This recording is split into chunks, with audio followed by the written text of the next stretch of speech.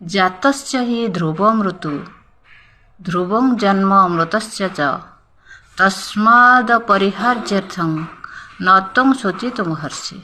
କାରଣ ଏହି କଥା ଅନୁସାରେ ଜନ୍ମ ହୋଇଥିବା ଲୋକ ନିଶ୍ଚୟ ମରିବ। ସେଥିପାଇଁ ଆହୁରି ଗୋଟେ ପଦ ରହିଛି, ମର୍ତ୍ତ୍ୟ ମନୁଷ୍ୟ ଦେହ ବହି ଦେବତା ହୋଇଲେ ମରେ। ମର୍ତ୍ତ୍ୟ ମନୁଷ୍ୟ ଦେହ ବହି ଦେବତା ହୋଇଲେ ମରେ। ଗୀତାରେ ଲେଖା ହେଇଛି ଏ ଶରୀର ଯଦି ଜନ୍ମ ହେଇଛି ତାହେଲେ ମୃତ୍ୟୁ ନିଶ୍ଚିନ୍ତ ଅଛି।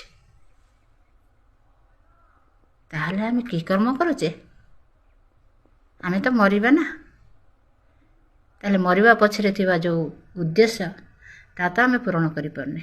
କାରଣ ଆମେ ସମସ୍ତେ ଜଞ୍ଜାଳ ଭିତରେ ଘାଣ୍ଟି ହେଇଛେ। ସେଥିନେଇ ଅଭିରାମ ପରମହଂସ କହିଛନ୍ତି, ଜଗତ ଗୁରୁ ମୋହନ ଜାଣି ଶୁଣି କିମ୍ବା ଦେଲ କଷଣ।